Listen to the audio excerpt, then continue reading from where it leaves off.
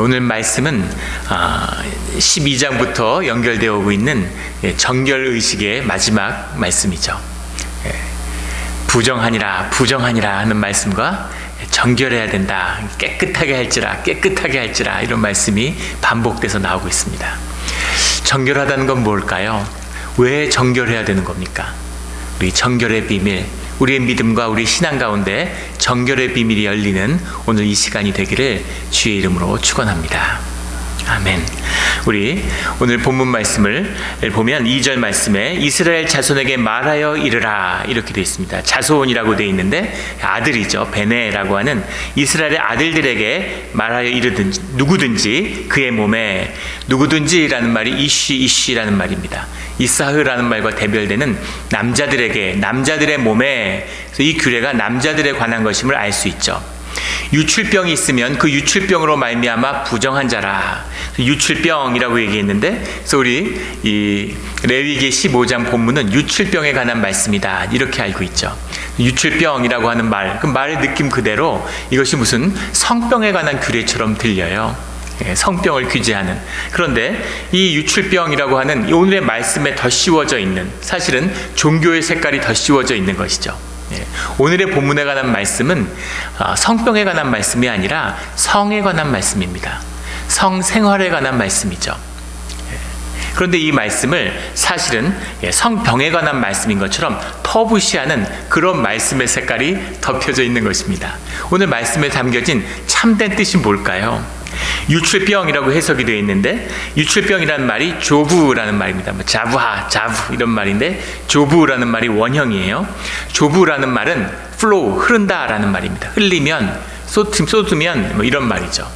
조부라는 말인데, 그의 남자들이 그의 몸에서 흘린 것이 있으면, 쏟은 것이 있으면 하는 거죠. 그래서 뭘 쏟았을까? 뭘 흘렸을까라는 거죠. 뭘 흘렸을까요? 그 유출병으로 말미암아 부정하니라 이렇게 되어 있습니다. 그 유출병을 성병으로 이해하는 그런 많은 그런 강해들을 들으셨을 거예요. 그래서 이것이 매독이다 이런 얘기 들어보셨을지 모르겠습니다. 그런데 매독일 수가 없죠. 매독이라는 것은 미국의 아메리카의 풍토병입니다. 중남미의 풍토병이죠. 그리고 이것이 이제 16세기에 식민주의자들에 의해서 구대륙으로 옮겨갔습니다. 그리고 인류가 매독이라는 것을 병으로 처음 인식한 게 17세기 초반이 되어서죠. 근대의 병이에요. 그래서 매독이라는 것이 성을 매개로 전달되는 것이지만 병인지 자체를 몰랐습니다. 그래서 매독일 수가 없는 것이죠. 그래서 성경에 매독에 대한 규례가 나올 수 없습니다. 매독은 아닙니다. 그러면 임질이다 이런 견해가 있어요. 임질이라는 것은 임균에 의해서 감염되어서 복부가 부패하고 요도염을 일으키면 거기서 고름이 유출되는 것이죠. 그런데 만약에 고름이 유출되는 것이라고 하면 이것은 조부에 해당되는 것이 아니라 차르트, 나병에 해당되는 것이죠. 그래서 나병의 규례, 피부가 부패하고 고름이 나오는데 이거는 유출에 대한 이야기가 아니에요. 이거는 나병에 대한 이야기입니다. 나병의 규례에 가서 그 공동체에서 격리되어야 되겠죠. 그리고 제사장에게 보여야 하는 그런 부분입니다. 근데 이것은 정결의 의식, 사람들이 스스로 해야 되는 정결의 의식 가운데 들어가 있는 거죠. 또 다른 견해는 의학적으로 요점적 현상이라고 하는 그 요도, 관략근 이런 것들이 이제 전립선 이런 게 나이가 되면 약화되잖아요. 그 약화되면 우리 예전에 보면 어르신들, 저도 아버지가 나이 드신 다음에 이제 화장실에 가서 오래 서 계시죠. 그래서 왜 그렇게 오래 서 계실까? 요점적 현상이 있어서 다 유출이 된 줄 알았는데, 그런데 뒤에 이제 유출이 그냥 되는 겁니다. 그런 경험들을 하게 되죠. 그래서 그런 요점적 현상을 이야기하는 것이 아니냐라고 얘기한다면, 그럼 뒤에 가면 16절 말씀에 설정한 자는 전신을 물로 씻을 것이며 저녁까지 부정하리라 이렇게 되어 있습니다. 설정한 자라는 말에 테세라는 말과 시크바트라고 하는 말이 두 번 반복되어 나오는데, 이 문맥의 말씀을 정확히 보면 이것이 몽정을 의미하는 것임을 알 수 있죠. 의식하지 않았는데, 스스로 하지 않았는데 유출이 되는, 뭐가 유출되나요? 정액이 유출되는 것이죠. 정액이 유출하는 그런 경우에 부정하다라는 말씀입니다. 그 말씀이 이 16절에 15절까지의 말씀 뒤에 나오는 것으로 봐서 앞에 나오는 모든 유출의 얘기는 정액이 유출되는 이야기다라고 알 수 있겠죠. 의도적으로든 아니면 무의식적으로 이루어졌던, 또 혹자는 이것이 꼭 정액이 아니라 쿠퍼액이라고 그러죠. 사람이 성적으로 고양되거나 흥분되면 그러면 남성의 성에서 저절로 유출이 일어나니까 그런 걸 의미하는 것이다. 그럴 수도 있겠습니다. 그런데 기본적으로는 성적인 현상에 대해서 말씀하고 있다고 하는 것이죠. 그런데 성적에 대한 현상을 말씀하시는데 오늘 말씀 가운데 부정하다라는 말씀이 끊임없이 나와요. 5절 말씀에 보면 그 옷을 빨고 물로 몸을 씻을 것이며 저녁까지 부정하리라 이렇게 나오죠. 옷을 빤다라고 하는 것은 외적인 정결을 의미하는 겁니다. 우리의 외적인 성결, 외적인 정결을 의미하는 것이 성경에 나오는 옷을 빤다 이런 말이죠. 물로 몸을 씻는다라는 건 정결의 의식이죠. 우리의 마음을 깨끗하게 하는 의식입니다. 내적인 정결을 의미하는 거죠. 물로 몸을 씻었다고 해서 마음이 정결해지나요? 그런데 마음을 정결하게 하는 의식으로 마음을 정결하게 해야 된다, 마음을 정결하게 하고 깨끗하게 하라고 하는 그것을 받아들이는 의식으로서 물로 몸을 씻는 것이죠. 그리고 시간을 구별해서 저녁까지 스스로를 나누는 겁니다. 성결하기 위해서 구분짓는 시간을 가져라 이런 말씀이죠. 부정하다라는 말은 우리 여러 번 나누었죠. 우리 12장부터 계속되고 있는 부정의 이야기는 결코 무슨 윤리적인 이야기, 좋고 나쁘고 이런 이야기가 아닙니다. 성경의 부정이라고 하는 건 윤리적인 정죄를 담고 있지 않아요. 그리고 성경에 나오는 부정이라는 것이 위생의 문제를 이야기하는 것은 아닙니다. 물론 윤리성도 있고 또 위생성도 가지고 있죠. 결과적으로는, 현상적으로는. 그러나 본질적으로는 부정하다라고 하는 얘기는 주님과 분리되었다라는 얘기죠. 주님과 분리되었기 때문에 주님 안에서 회복되어야 된다라는 얘기입니다. 그런데 주님이 정결에 대해서 너무너무 예민하세요. 죄에 대한 것보다 정결에 대한 예법이 더 엄격합니다. 왜 그럴까요? 정결에 대한 것보다 사실은 거짓에 대한 게 더 엄격하죠. 거짓이 부정을 낳고 부정이 죄를 낳기 때문입니다. 부정하다라고 하는 것은 죄와는 다른 의미가 들어가 있어요. 어차피 주님이 사해 주시고 주님이 받아주시는 건데 죄는 사해 주실 수 있지만 부정이라고 하는 것 속에는 스스로 더럽히는, 스스로 더러워진 자원하는 마음이 들어가 있다는 겁니다. 그래서 너희가 속죄를 하고 싶으면 그 부정을 스스로 정결하게 하고 자원하는 심령으로 정결의식을 행하고 그리고 속죄제로 나와야 돼. 그렇게 주님과 하나 돼야 돼 라는 마음이 들어있는 것이죠. 그리고 그 안에는 우리의 삶의 가장 중요한 신앙의 중심이 되는 거짓을 벗어나서 진실을 대면해라. 너희의 삶의 진실, 너희의 삶의 진실이 뭐냐? 그 사회의식부터 여러 가지 예법부터 들어가서 가장 마지막에 만나는 그런 정결의 가장 끝에서 만나는 우리의 삶의 진실은 뭐냐면 우리의 몸인 것이죠. 가짜 몸이 아니라 진짜 몸, 주님이 피조물로 주신 그 몸의 회복이 너희의 정결의식의 중심에 있다라는 말씀을 주고 계시는 겁니다. 그 말씀의 뜻을 읽을 수 있는 것이 오늘 말씀을 보면 8절에 유출병이 있는 자가 정한 자에게 침을 뱉으면 정액뿐 아니라 침조차도 부정하다라고 말씀하고 계시는 거예요. 11절에 가면 유출병이 있는 자가 물로 그 손을 씻지 아니하고 아무든지 만지면 그 자는 옷을 빨고 몸을 씻을 것이며 저녁까지 부정하리라 이렇게 되어 있습니다. 유출로 인해서 몸이 부정하여진 자가 그 손으로 누구를 만지면 그 만진 사람도 부정하다 이런 이야기죠. 이 유출병을 3절에 보면 약간 병으로 이제 가기 위해서 이런 구절이 나와요. 그의 몸에서 흘러나오든지 그의 몸에 흘러나오는 것이 막혔든지 부정한즉 이렇게 되어 있습니다. 막혔든지 그러니까 나오고 안 나오고 유출에 맞춰서 해석을 했는데 헤흐팀이라는 말인데 굳었다, 엉겼다, 정확히 얘기하면 엉겼다 이런 겁니다.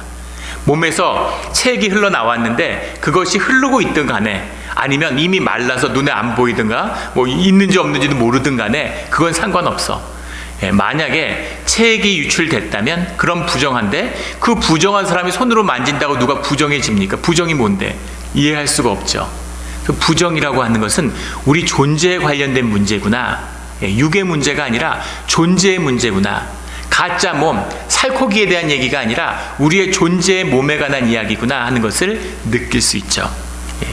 12절에 가면 유출병에 있는 자가 만진 질그릇은 깨트리고 나무 그릇은 다 물로 씻을지니라. 대표적인 정결의식이죠. 심지어 사람이 아니라 그릇을 만들 무생물인 이런 무기물질을 만져도 그 만진 질그릇은 깨트려버려라, 이런 겁니다. 그리고 나무 그릇은 물로 씻어라. 다 버리든가 다 씻든가. 질그릇은 왜 깨트려버리고 나무 그릇은 왜 물로 씻을까요?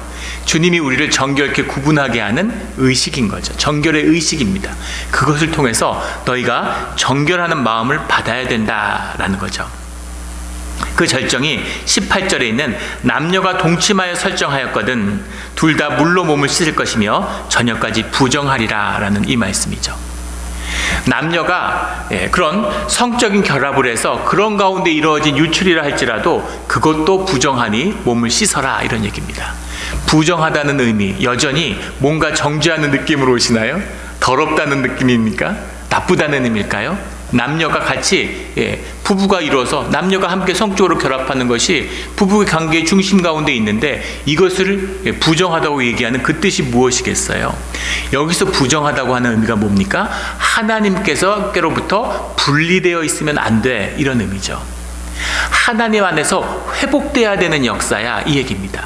아이의 출산부터 시작한 12장의 말씀부터 나왔던 거죠. 너희의 삶에서 이 성이라고 하는 것, 섹스라고 하는 것이 주님과 하나의 연합하는, 주님 안에서 이루어져야 하는 너희 삶의 회복의 중심에 있는 주제다라는 거예요.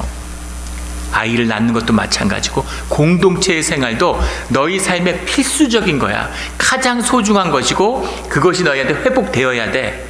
그것이 회복되기 위해서는 주님과 하나님과 하나가 되어야 된다, 이 말씀인 거죠. 왜 그런가요?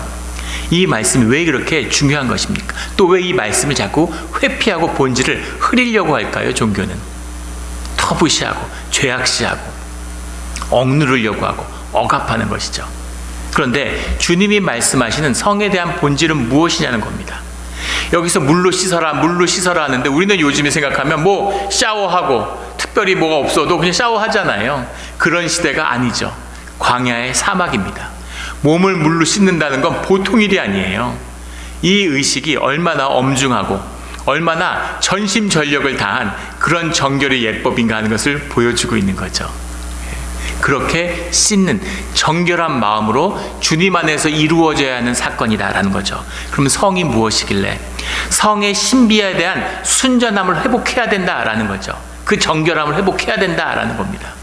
이 시대에 우리의 삶 가운데 양극단이 있습니다. 고대 시대에는 이 성이라는 것을 신비화했죠. 당연하겠죠. 남녀가 만나서 사랑을 나누니까 생명이 생기고 애가 태어나고, 애가 태어났는데 막 아빠도 닮고 엄마도 닮고 얼마나 신비하겠어요. 대지와 하늘이 사랑을 나눠서 막 천둥이 치고 비가 내리고 그러면 생명이 피어나고, 이런 현상으로 이해하는 거죠. 그래서 성을 신비화하고 종교화하는 겁니다. 신성화하는 거죠. 그래서 근동의 모든 종교들이 다 성적인 제의를 갖고 있어요. 성전 창기가 대표적인 거죠. 그 성전에 와서 같이 성을 섞음으로써 회복도 되고, 성을 섞음으로써 그런 자연의 풍요를 기원하기도 하고, 온갖 축복을 성적으로 풀어내는 겁니다. 한 극단이죠. 그 반대의 극단, 어떻게 그렇게 어리석을 수가 있지? 근데 어리석기는 현대인들도 마찬가지죠. 현대인들에게서 성이라는 것은 그냥 몸의 쾌락, 살코기의 쾌락같이 받아들이는 겁니다. 그래서 스포츠같이 그냥 오락처럼 그냥 만나서 남녀가 원나잇 스탠드, 그냥 즐거우면 되는 거야, 이렇게 받아들이는 거죠. 그런데 진실은 뭐예요? 0이 6이고 6이 0입니다. 6을 섞으면 0도 썩는 것이죠. 그래서 6을 분별 없이 썩으면 0이 병들어요. 우리의 몸이라는 것을 우리 스스로 인식하지 못하기 때문에 몸이 병들어 있는 가장 대표적인 현대의 현상이 포르노 산업 같은 것이죠. 육신에 몸을 살코기로 보니까 몸의 가슴, 몸의 엉덩이, 이런 것이 매력 포인트라고 그래가지고 여성들, 그래서 보형물을 히프에다가 넣는 그런 성형수술을 한다는 겁니다. 몸을 조화로운 인간의 한 부분으로 전체로 바라보는 것이 아니라 부위별로 바라보는 거죠. 소고기 보듯이 등심 안심하는 것처럼 가슴, 엉덩이, 심지어 요즘에는 쇄골 미인이라고 해서 여성들이 쇄골이 아름다워야 된다고, 쇄골뼈 박는 일이 생길지도 모르겠습니다. 그런 식으로 몸을 파편화시키고 그리고 가짜 몸으로 만들어내는 거죠. 영하고 몸을 자꾸 분리시키는 겁니다. 종교도 마찬가지죠. 이원화가 마귀의 핵심적인 전략이에요. 그래서 몸을 누리며 사는 삶을 방해하는 거죠. 미국의 통계에 보면 미국의 여성들의 대부분이 그런 어떤 성적인 만족감을 느끼지 못하고 그것이 이혼의 가장 큰 이유가 된다고 합니다. 그것도 몸과 분리된 가짜 몸으로 사는 삶의 특징이죠. 상상할 수 없는 마약이 불러오는 그런 쾌감 같은 걸 느끼지 않으면 이건 쾌감이 아니야. 이건 비정상이야. 그리고 여자들이 남자들에게 그런 만족감을 줬느냐에 대한 부담을 엄청나게 느끼고 있다는 거예요. 이것이 모두 거짓과 가짜 몸으로 사는 삶이 만들어낸 것이죠.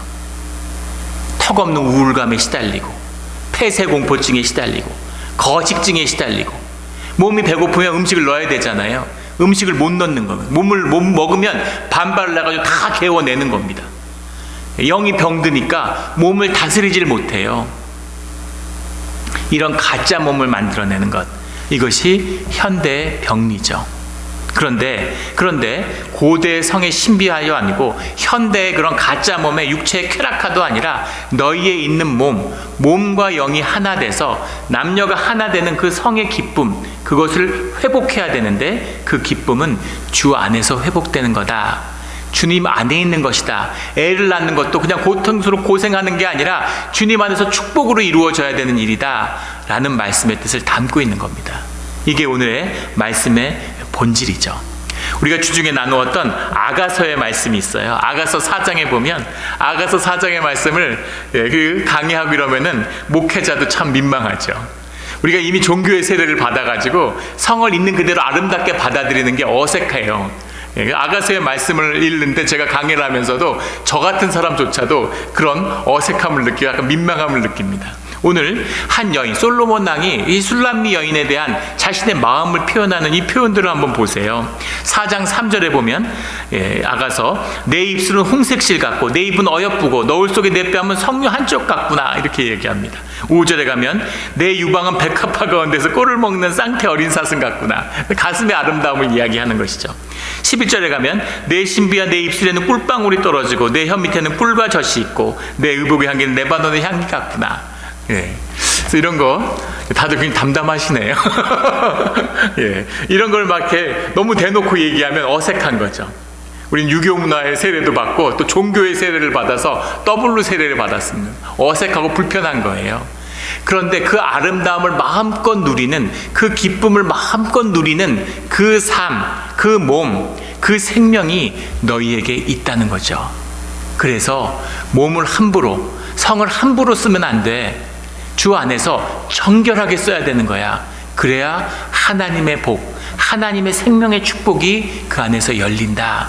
진정한 기쁨, 진정한 삶의 하나됨의 기쁨, 우주가 하나 되는 그런 기쁨을 너희가 맛보게 돼. 이런 가르침이 들어있는 것이죠. 그래서 너희가 그 성결로 들어가기 위해서, 그 마음의 성결을 이루기 위해서는 외적인 정결을 지켜야 된다라는 겁니다. 왜냐하면 외적 정결을 지켜야 내적 정결도 피어나기 때문이죠. 외적은 더러운데, 몸은 더러운데 난 마음은 깨끗해. 이거 거짓말입니다. 이원화의 거짓이죠. 마음이 깨끗한 사람은 몸도 깨끗해요. 그러나 몸이 깨끗하다고 마음이 깨끗한 것은 아니죠. 그 반대가 종교입니다.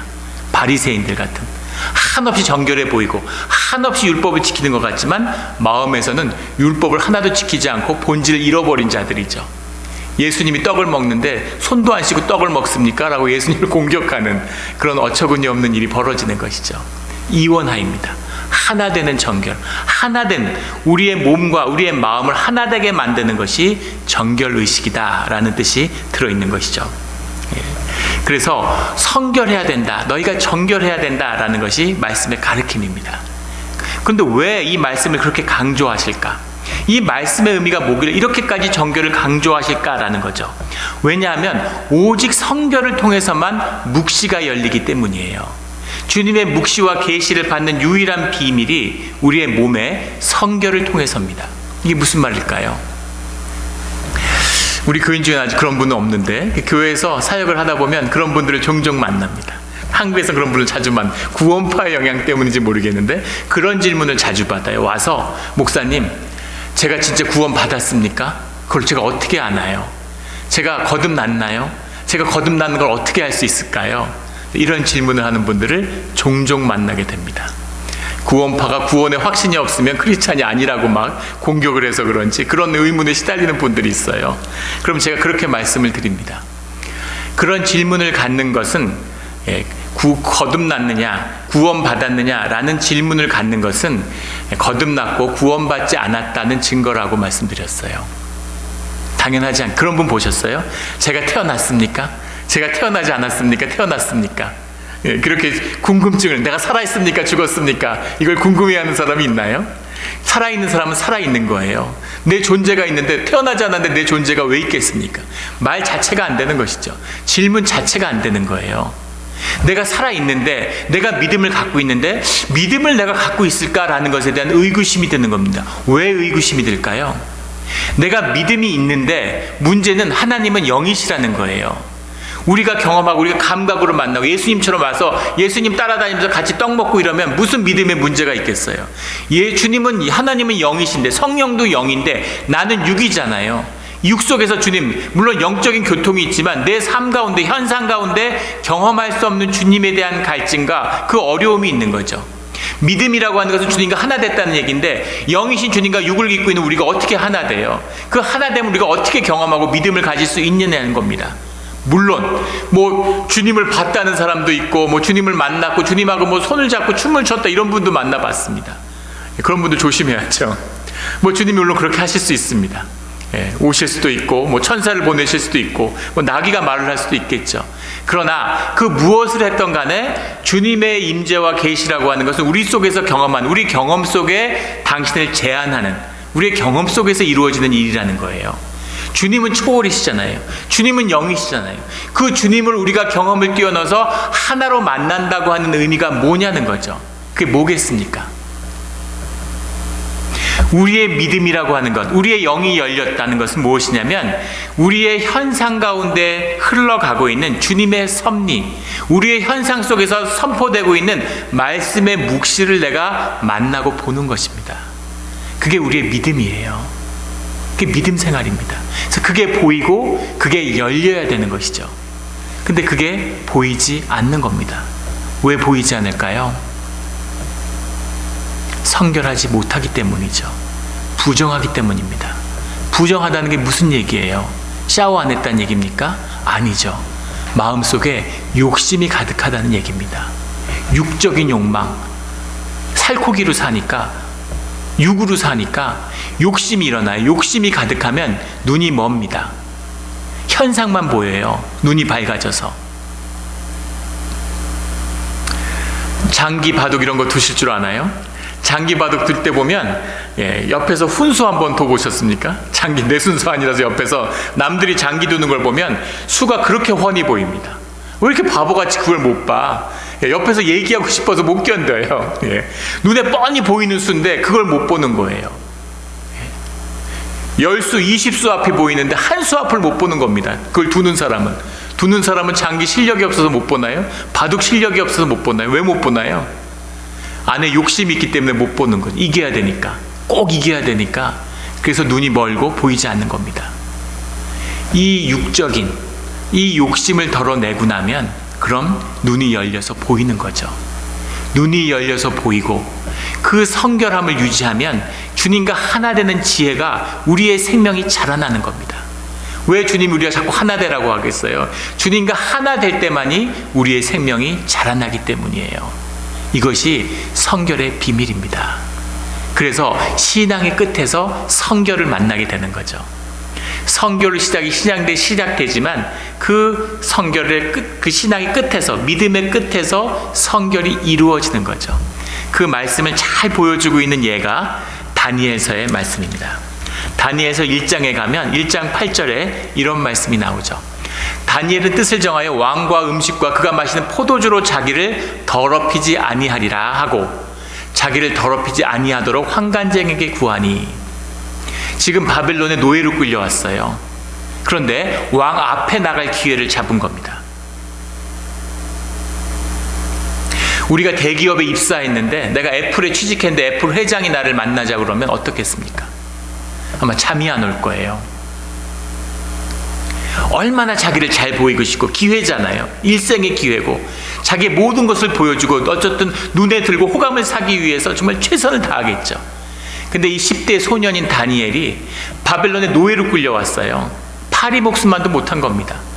그런 처지에 있는 다니엘이 주님을 만나니까 왕 앞에 나가는데 뜻을 정하여 자기를 왕의 음식과 포도주로 더럽히지 않겠다, 정결함을 살겠다, 이렇게 마음에 굳은 결심을 하게 된 것이죠. 그래서 그것을 뜻을 환관장에게 구하는 겁니다. 그런데 놀라운 말씀이 9절에 나오죠.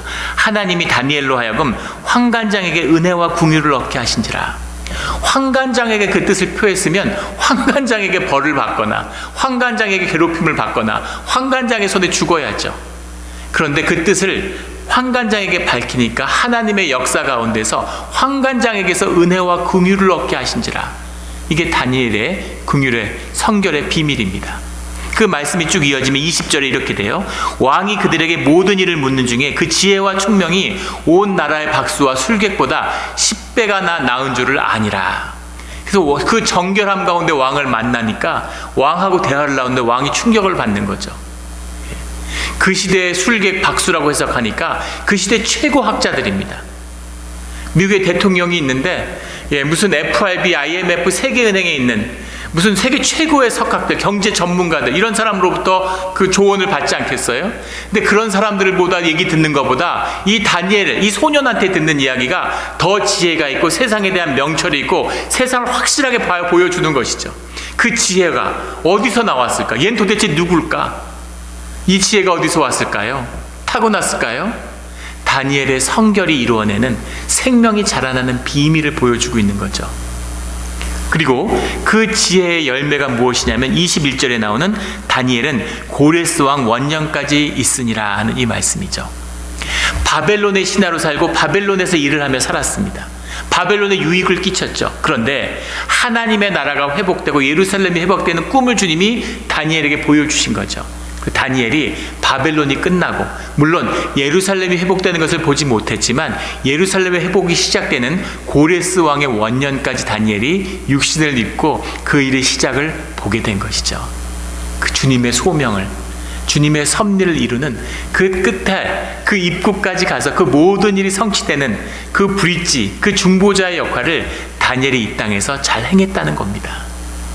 이것이 성결을 사는 삶, 주님 안에 사는 삶, 진짜 몸을 갖고 사는 사람이 세상을 충분히 누리지만 그 세상 너머에 주님의 섭리를 바라보며 주님의 소명을 이루어가는 믿음을 가진 사람, 주의 자녀의 삶을 보여주고 있는 거죠. 이것이 성결과 정결의 참된 뜻입니다. 주 안에서 성결을 이루어내서 주님의 안에서 우리의 모든 삶이, 우리의 몸이 축복으로 변하는 그런 우리의 축복받은 삶이 되기를 예수 그리스도 이름으로 축원합니다. 아멘. 함께 기도드리겠습니다.